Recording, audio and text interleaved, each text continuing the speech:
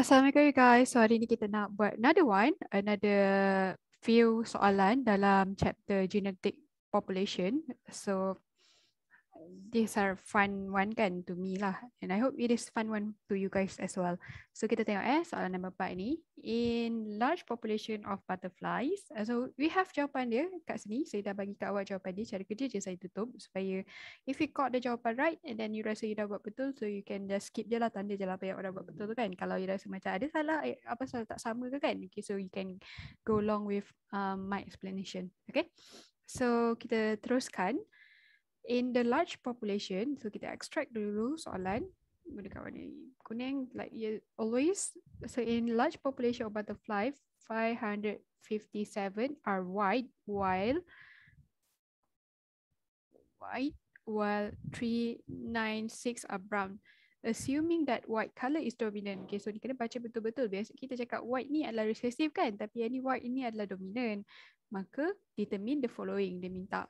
So if this is dominant dan dia appear as white, ingat dia kena pakai kasut putih kan. So dia kena pakai 2 kasut baru dia dikira sebagai seorang yang memakai kasut. Dan sekiranya dia memakai kasut putih, dia kena dominant W besar atau W besar, W kecil. Okay, asalkan ada dominan lah. Manakala yang brown ni pula adalah yang appear pakai kasut warna brown, dia mesti W kecil dan W kecil, which is recessive dan recessive. So ini bermaksud ini adalah Q squared. Okay, Q squared atas sikit. Manakala yang 557 ni adalah P squared tambah 2PQ. Sebab kalau dia dah nampak, maka kita kena gunakan this formula, okay, Q squared ataupun 2PQ ataupun P squared ataupun Q squared. Okay, kalau yang P plus Q tu itu adalah untuk alil, satu alil saja sama ada W. W ni untuk W lah, untuk Q. Manakala P pula adalah dominant, which is W besar. Alright, so kalau untuk alil saja P tambah Q. Kalau untuk yang dah nampak diversified, kita gunakan P squared ataupun 2PQ ataupun Q squared. Okay, so now kita boleh calculate allelic frequency. Alright, so if you want to pause it now, you can pause it now. Tapi kalau tak, you can on lah untuk go along with my explanation. So untuk allelic frequency bermaksud kita nak cari alil dominant dan alil recessive. Maka alil dominant ini yang kita tahu dia represented by P, while alil dan recessive ni represented by Q. So kita nak cari P ataupun Q. So macam mana kita nak cari? Paling mudah adalah kalau you gunakan Q squared equals to 396 bahagi dengan total, which is 557 plus 397. Ini adalah lebih mudah berbanding kalau you gunakan P squared campur 2PQ equals to 557 bahagi dengan 557 tambah 397. Sebab dekat sini awak tak tahu P apa ataupun Q apa. So you akan sesat nanti. So it is better untuk you terus gunakan Q squared, right? Let's see dia tak bagi pun ni berapa. Okay, let's see lah dia tak bagi pun 936 ni kan. Dia just bagi total, let's say total dia adalah 1000. In a 1000 butterfly, 557 adalah white, which is appear dominant. So 557 tadi adalah P squared plus 2PQ kan. So nak cari Q squared, awak kena tolakkan je lah. 1000 tolak dengan 557. Sebab kita tahu P squared plus 2PQ equals to plus 2PQ plus Q squared equal to 1. So kalau kita dapat Q squared saja, kita kena 1 tolak dengan P squared plus 2PQ. So maksudnya 1 pula. So kiranya dia punya total lah. Total dia kan, let's say 1000 per 1000. So 1000 tolak dengan the 557 tu. Right, so that's how you gonna get dia lah. Okay, dia answer. Kalau dia tak bagi, this thing. Kalau dia tak bagi. Tapi sekarang dia dah bagi. So kita gunakan je lah. So let me check my calculator jap. Silap.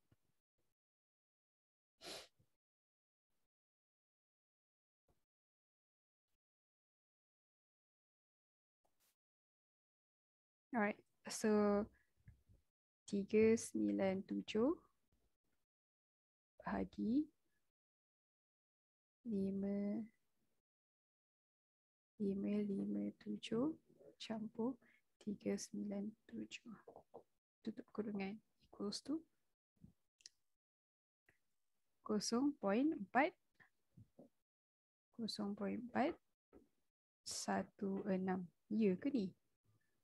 Okay, tak apalah. Lepas tu, kita square rootkan dia 0.416. Saya dah salah kira dah. Apa benda bahagi dengan sekejap dah lama tak guna calculator, dah lama tak buat matematik, jadi dia jadi macam ni lah.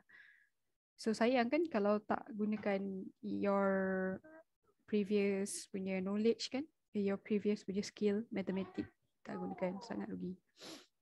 0.645. Okay, so inilah jawapan kita. Tapi awak tak boleh tulis macam ni je. Awak tak akan dapat markah. Awak kena tulis balik. Frequency of recessive allele. Sebab kita nak dapatkan Q ni kan. So Q ni adalah frequency of recessive allele. Jadi awak kena tulis balik. Awak tak boleh tulis just the formula ataupun the symbol as your answer. Okay, you kena tulis balik ni. Frequency of recessive allele. Ini jawapan dia. Right? And then untuk frequency of dominant allele pula, kita boleh gunakan P plus Q equals to 1. So P equals to 1.645 dan you akan dapat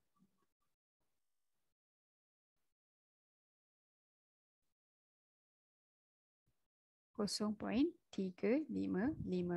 So this is your answer, tapi you tak akan dapat markah kalau you tulis macam ni je. You kena tulis balik P ni dalam bentuk ayat kita, which is frequency of dominant allele equals to 0.355.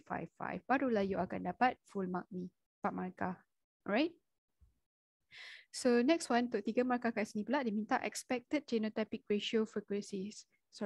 Expected genotypic frequency. So dekat sini awak kena tulis lah, kita ada 3 jenis genotype. Satu yang kedua-duanya dominan, okay, homozygous dominant.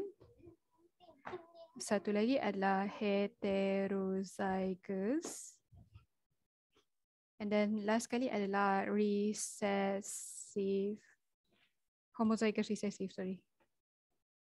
Homozygous recessive. Okay, tapi awak kena tulis penuh lah. Okay, sebab kita cari frequency. Okay, jawapan akhir awak mesti ada frequency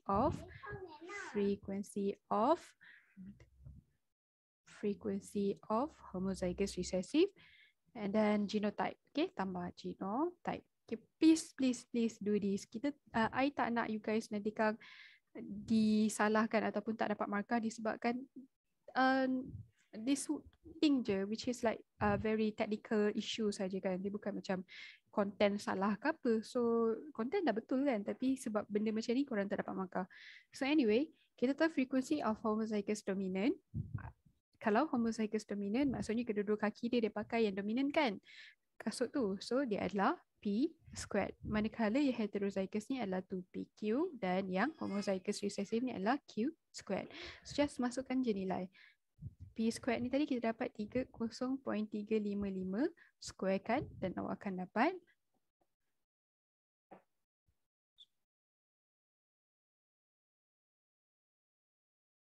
0.16. Okay, 0.16. 0.126, sorry.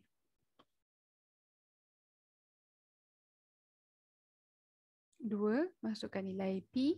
Masuk betul-betul lah, jangan salah masukkan dekat tempat Q pula. Okay, YQ pula awak kena masukkan betul-betul yang Q punya, which is 0.416.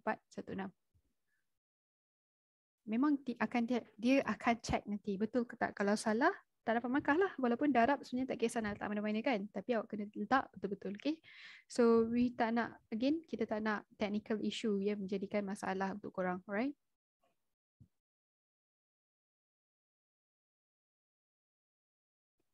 Jawapan dia adalah 0.458.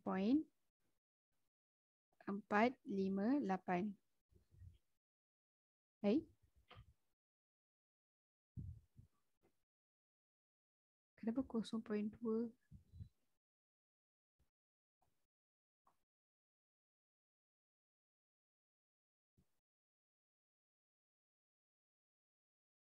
Oh, saya silap masuk ni. Okay, sorry about that. Saya salah tengok. Sepatutnya adalah 0.645. So that's how you dapat yang ini. Okay, then last kali adalah Q squared. So Q squared awak adalah 0.645 kuasa 2 kan. So you akan dapat jawapan dia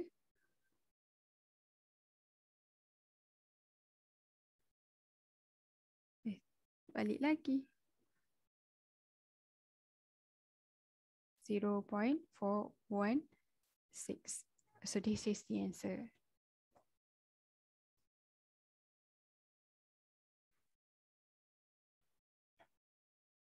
Okay, so kita tengok soalan lain pula.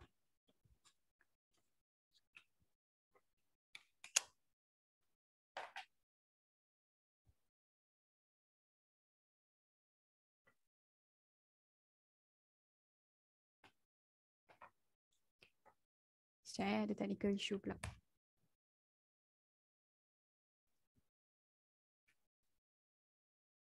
Okay, so kita tengok the next question pula. Dia minta number of heterozygous butterfly. So kita dah tahu heterozygous butterfly ini dia refer kepada the genotype lah. So kalau genotype maksudnya dia adalah butterfly yang mengandungi kedua-dua kaki dia pakai kasut yang dominant dan juga recessive. So itu adalah 2PQ. So kita tulis balik number of heterozygous butterfly equals to 2PQ equals to 2 darab dengan 0.355 darab dengan 0.645. Okay, walaupun dekat atas ni kita dah ada dah. So sebenarnya boleh, tapi my suggestion awak tulis balik pun tak ada masalah. Alright, so kalau saya akan tulis balik je lah just untuk ni. Anyway, jawapan kat sini boleh je guna yang tu, tak payah kira balik kan. Okay, then darab dengan total kita. Okay, total kita adalah 557 campur dengan 396. Okay, equals to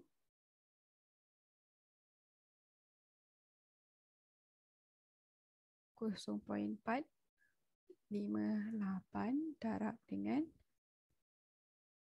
557 campur 396 equals to. Okay, so awak tengok dekat sini kan, dia tulis 436.47.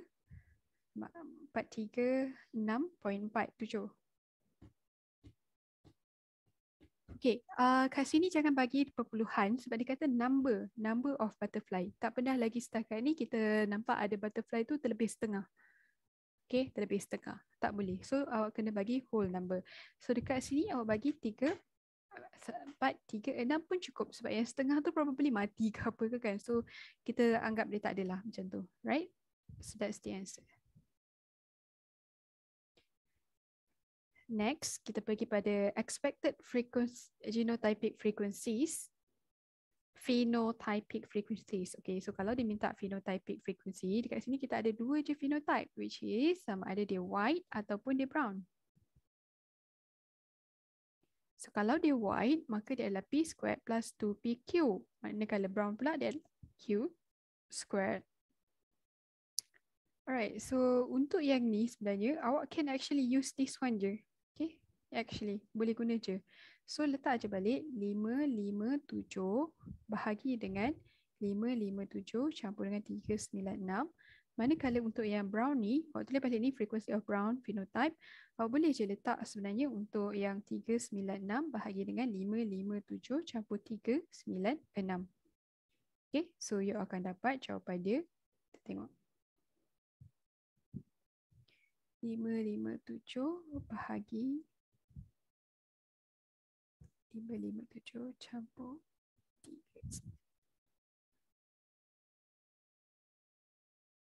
0.584. So sama kan? 0.584.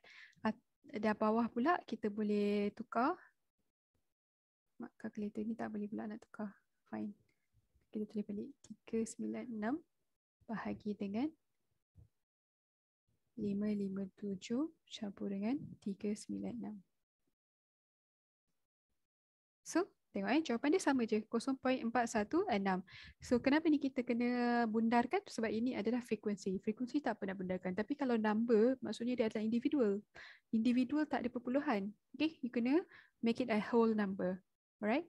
So this is one of the way you can do it. Ataupun cara lain, you boleh buat macam ni lah. 2PQ P squared plus 2PQ. Ni jawapan dia. So awak letaklah balik awak punya 2PQ plus Q squared ni tadi. So where was it tak apalah, kita letak je 0. P squared will be this one. Okay, 126 campur dengan 0.458 equals to 0.126 campur dengan 0.48. 0.458. Okay, so sama, dapat jawapan yang sama. Ataupun bukan ataupun, yang bawah ni pula kita gunakan Q squared saja. So Q squared kita adalah 0.416 square kan. So kita akan dapat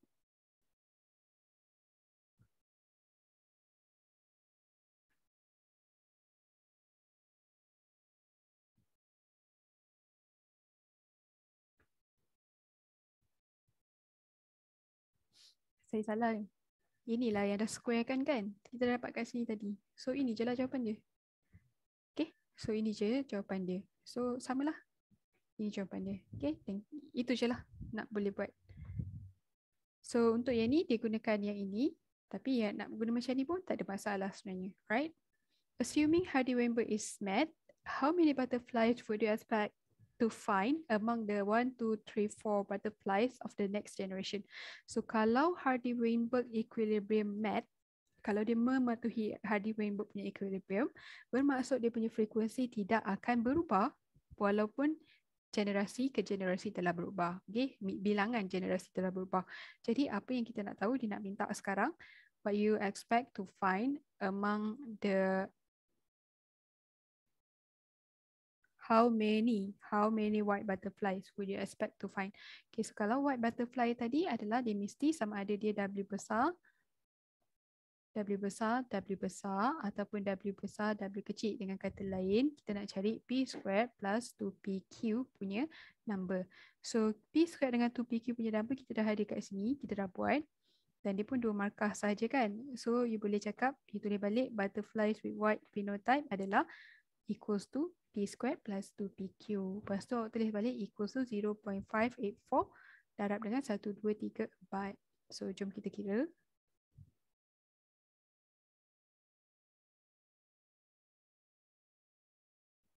Kosong poin 584 darab dengan 1, 2, 3, 4.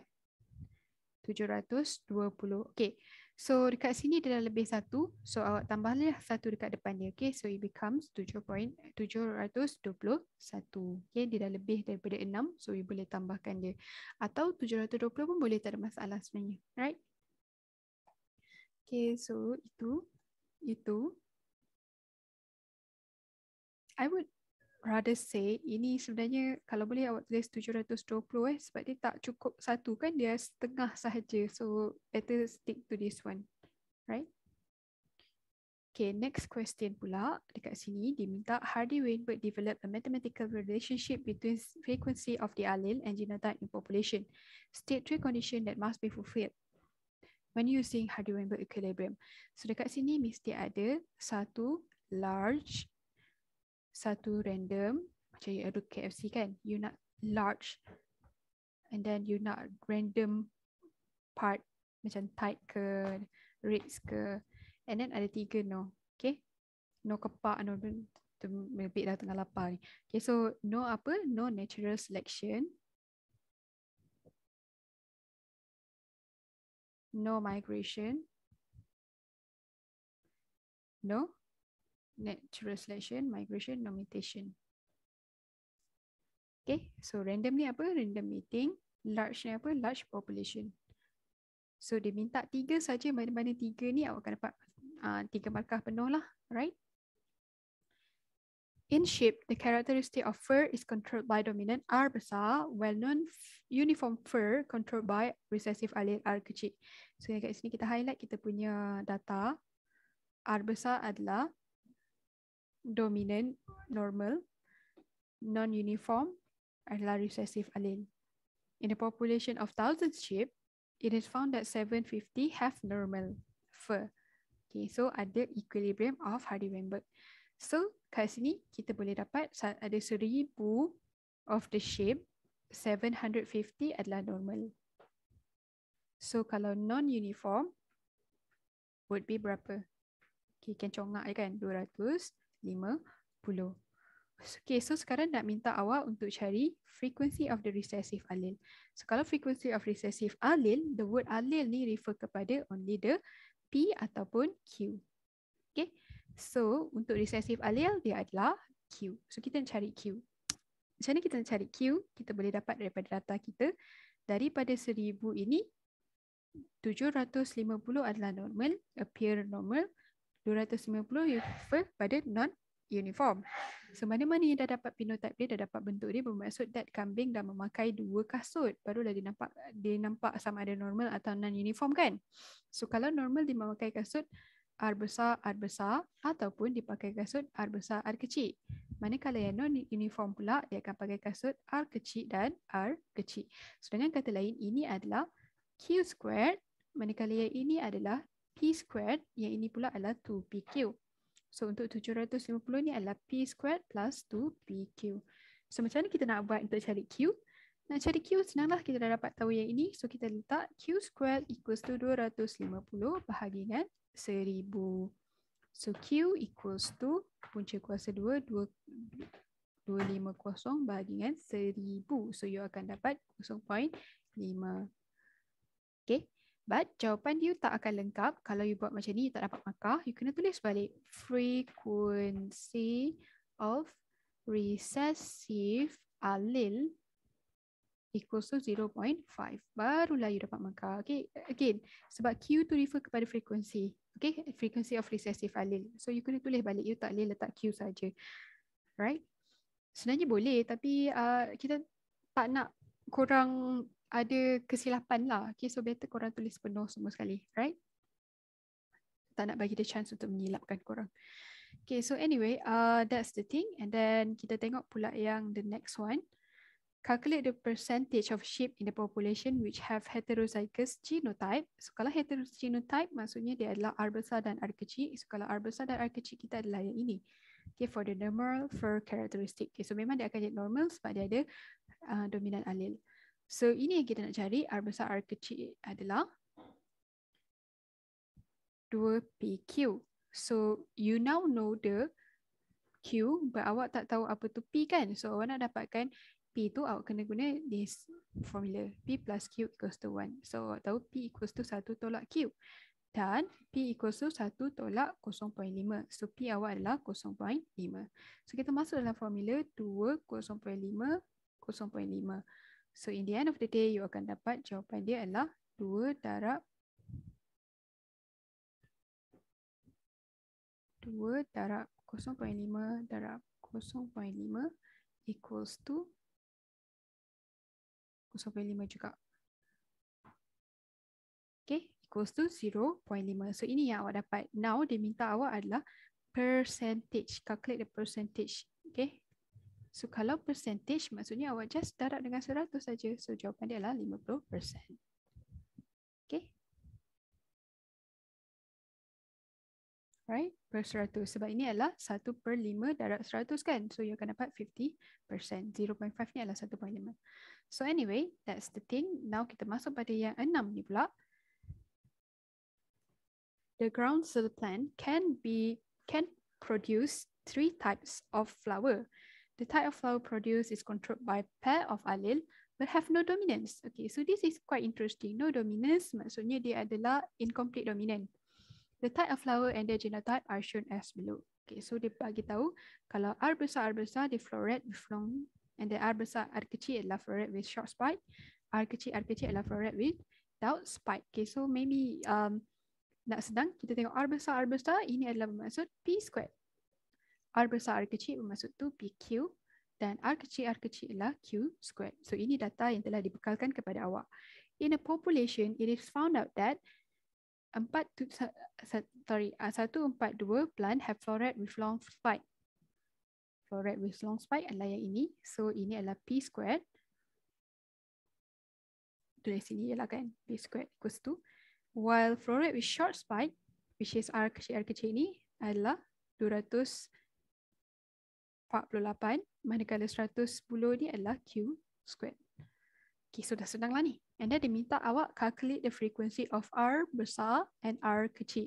So R besar adalah sebab dia alil, maka ni kita nak cari P dengan Q. Okay, Q kecil, sorry Q besar pula. P dengan Q kecil. Okay, so kita kena letak dulu, tulis frequency, ataupun last lah you akan letak ada frequency tu. So macam mana kita nak kira benda ni? Okay, kalau dia telah bagi macam ni, yang paling baik adalah awak gunakan bukan gunakan formula terus, okay? Instead awak gunakan the data je terus. Alright, I mean like you can calculate R squared tu by using macam P squared equals to, you can calculate the R by using P squared equals to 142 bahagi dengan 142 campur dengan 248 campur dengan 110 ni. I'm gonna calculate lah berapa terus supaya nanti kita tak payah nak recalculate berbanyak kali. 142 campur dengan 248 campur dengan 110 equals to 500. Okay, so ini hasil tambah dia adalah 500. You can actually use this one, tapi disebabkan ini adalah mathematical formula, kadang-kadang dia akan ada deviation compared to the real one. So kita tengok 142 bahagi dengan 500 punca kuasa 2 kan dia. Kita tengok je ada tak deviation So punca 142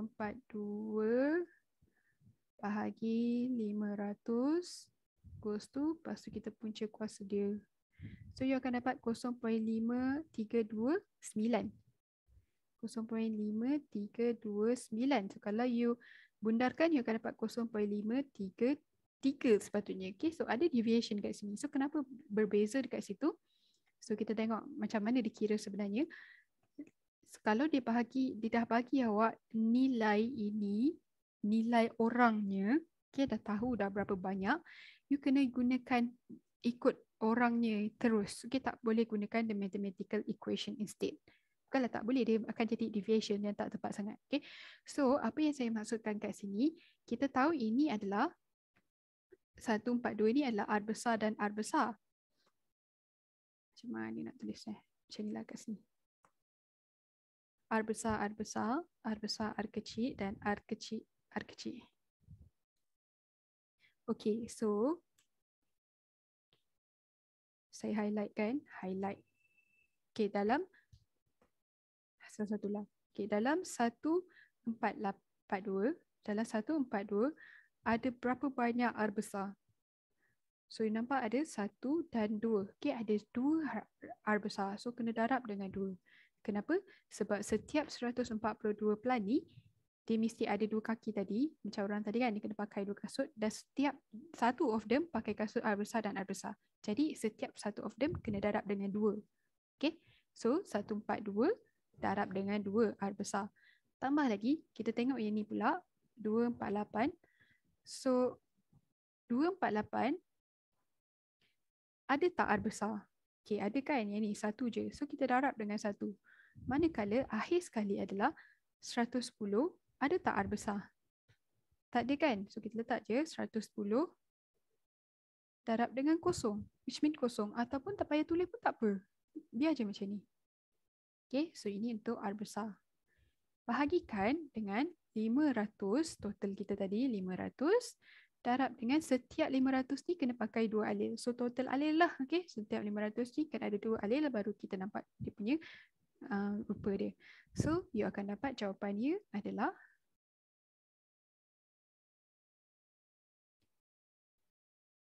satu empat dua campur Nadia 142 darab 2. Apa benda ni? 142 darab 2 campur dengan 248 darab 1 equals to, bahagikan dengan 1000. So, awak dapat tepat-tepat 0.532. That's why jawapan dia adalah 0.532. Okay, nampak dia ada deviation dekat situ, okay? Okay, tak sama. Walaupun 0.01 je beza dia, tapi ia boleh menyebabkan awak tak dapat markah. Dan satu lagi yang akan menyebabkan ia tak dapat markah adalah kalau you tulis macam ni saja. So, you kena tulis balik. Frequency of R besar. Alil. Okay? Of alil R besar. So, kalau dah tahu yang ini, sebenarnya kita boleh je buat P plus Q untuk yang ni, frequency of R kecil ni. P plus Q equals to 1. So, Q equals to 1 tolak 0.532.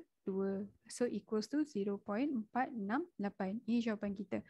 Awak kena tulis balik frequency of alil R kecil. Okay. But then again, kalau boleh disebabkan dia telah berikan awak dia punya number, awak kena ikut number ni. Okay. Awak tak boleh just gunakan the formula. Walaupun dekat sini yang ini kita boleh guna sebab kita dah tahu yang ni kan. Tak ada masalah. Cuma better practice lah. Okay, so let's practice.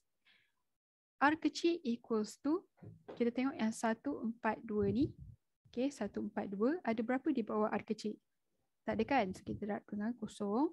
Campurkan dengan yang ni pula 248. 248 di bawah berapa banyak R kecil? Di bawah 1 je kan? So, letak darab 1 campur dengan 110 ni di bawah berapa banyak R kecil? Pandai, di bawah 2 kan? So, darabkan dengan 2. Bahagikan dengan 1000 ataupun 500 darab 2 lah sebab 500 butterfly kena ada 2 alil. So total alil will be this. So jawapan you akan jadi 0.468. Alright. So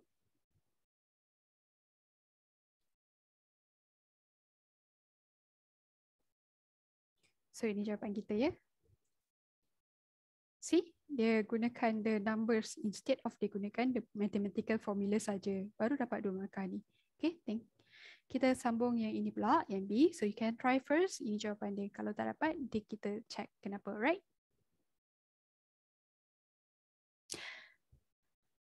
Alright, so let's continue on our next question. Saya minta dekat sini, nampak jawapan dia pun ada or dan or. Okay, ada or. Jawapan dia ada 2. Awak sama ada jawab ini ataupun awak jawab ni. Kedua-dua akan berikan you markah. Okay, so kita tengok kenapa. So here dia minta awak untuk calculate the observed frequency of different genotype in the population and by using the equation P plus Q equals to 1, calculate the frequency expected for different genotype in the population. Okay, so dekat sini dia dah cakap dekat awak gunakan this equation. So please use the equation then. Right? So dekat sini, kenapa dia boleh buat or dan or ni adalah, salah satunya adalah dikata dekat sini homozygous dominant genotype observed kan. So observe ni referring kepada this data. Data yang memang nampak. Manakala yang expected ni adalah kalau kita gunakan the formula. Okay, but since this soalan dia kata boleh gunakan formula, so that's why kita terima markah kalau you letak expected dengan observe. Okay, so calculate the frequency expected for la la la la la. Okay, so anyway, macam mana kita nak buat dekat sini? Frequency of homozygous dominant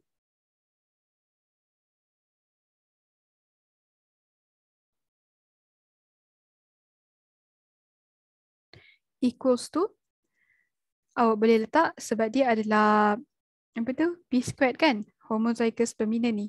Okay, P squared.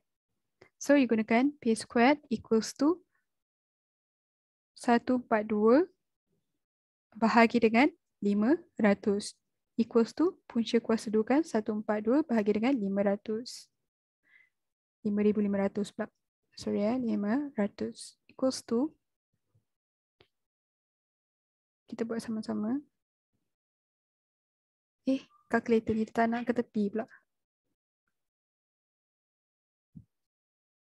Okay.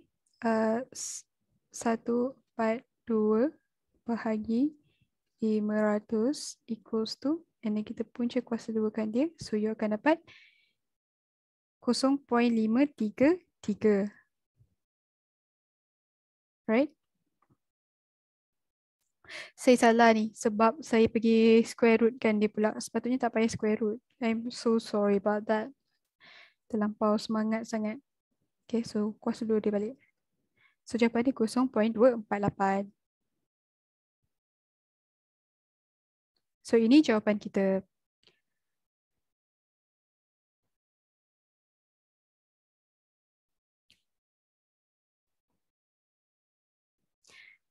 Untuk yang expected ni pula, maksudnya kita kena gunakan kita punya, apa nama tu? Kita punya expected, kita maksudnya kita kena gunakan formula. So as we know, formula kita adalah P squared. So kita dah dapat nilai P kita tadi, P dekat atas ni, A. So P kita adalah R besar, so 0.532 kan. So you boleh masukkan je nilai 0.532 kuasa 2 kan dia. So you akan dapat, let's check the answer here. Suka pula dia membesarkan diri dia. 0.532 kuasa 2. So you akan dapat 0.832. 0.283. So sama dengan yang ni. So nampak dia ada beza sikit kan? So itulah dia punya sebab dia. Satu adalah kita panggil dia sebagai observe. The one yang very tepat sebab ini dah keluar anak dia macam ni. So dia sangat-sangat tepat. While satu lagi adalah mathematical equation which is just expectation. Alright. So same goes with this one. Kalau observe punya maksudnya awak tahu dia adalah 2PQ untuk heterozygous kan? 2PQ, yang ni pun 2PQ. Dan kita tahu 2PQ kita adalah yang ini. So untuk observe punya awak letak 248 bahagi dengan 500. So you akan dapat jawapan dia 248. So jawapan dia adalah 0.496. Manakala kalau awak gunakan the expected one, which mean you gunakan this formula equals to 2P plus PQ equals to 2. P awak yang ni 0.532 darab dengan Q awak adalah yang ini. So 0.468. So you akan dapat 2 darab 0.532 darab 0.468. 0.478.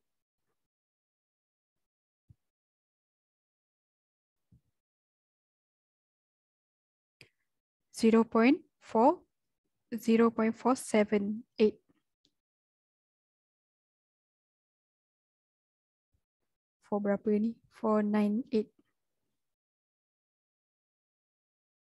Okay, so ini jawapan dia. Jadi yang mana satu kita nak gunakan? So my suggestion, since dia minta awak untuk gunakan formula, kita gunakan yang ni lah. Okay.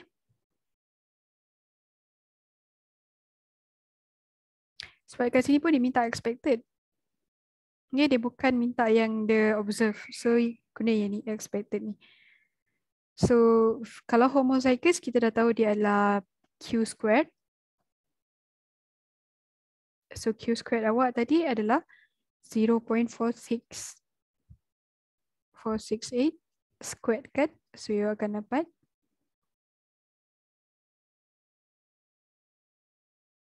0.29. Okay. While kalau observe punya, which mean yang paling tepat, which means yang dia dah bagi ni, kita try je. So yang dia dah bagi ni adalah 110 kan untuk Q squared tu. So letaklah 110 bahagi dengan 500. So you akan dapat 0.22. Okay, but anyway, yang ni wajib tulis. Frequency of homozygous recessive genotype expected equals to jawapan kita 0.219. Okay, so if you have any more question on this, if I skip too much, bagi tahu okay dekat komen especially. Nanti saya akan cover balik.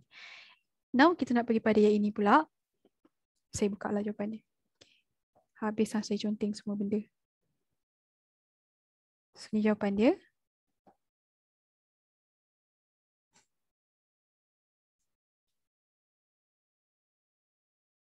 I hope it helps. And then yang C pula adalah principle is the population obey principle of Hardy-Weinberg law? Jawapan dia adalah yes sebab dia adalah sama. Okay, as expected. Next one, untuk yang 7 ni pula, dia cerita pasal PKU. It is actually a genetic disease. So kita extract kita punya data. Dia kata, it also an inborn error due to phenylalanine metabolism and leads to severe mental retardation. Table 1 show the number of normal and the abnormal individual in the population. So dengan kata lain, siapa yang ada PKU ni, dia adalah recessive lah. Sebab dia tak normal. Okay, dia tak normal, maka dia recessive. Kalau yang normal punya, dia adalah dominant. Okay.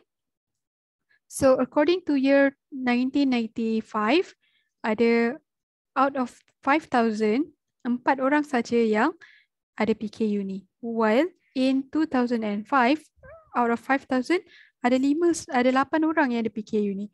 So it's a no-brainer daripada data ni awak boleh fikirkan, oh rupanya frequency of the recessive akan meningkat.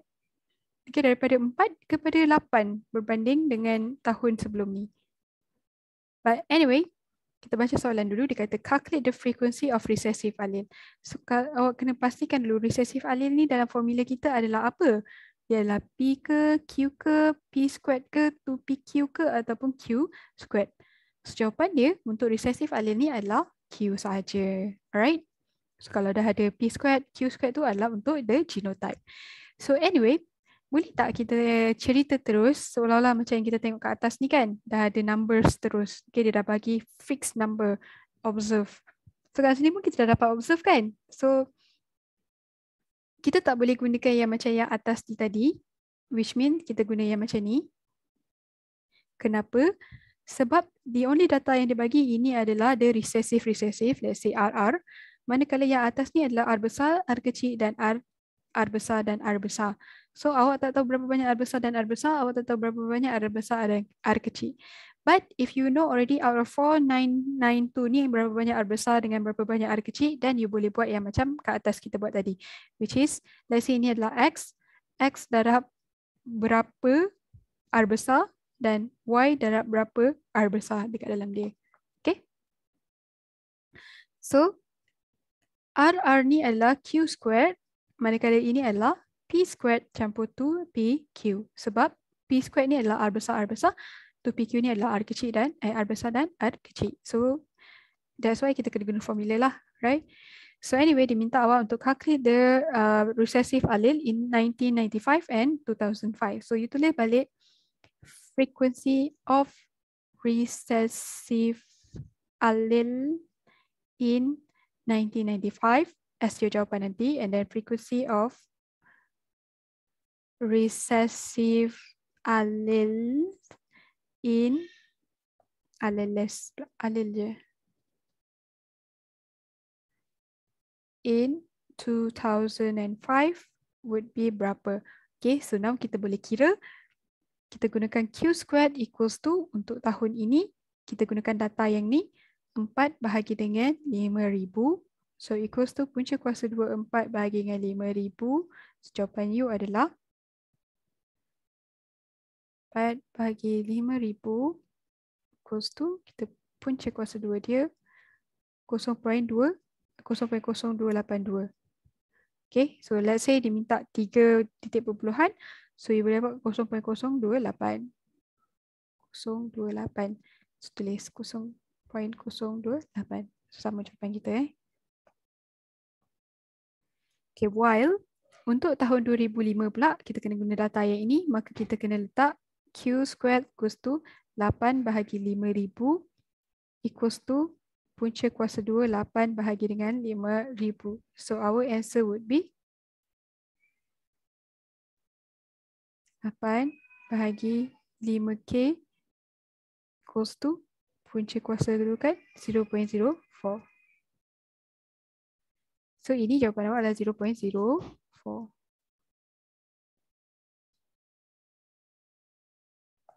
Right?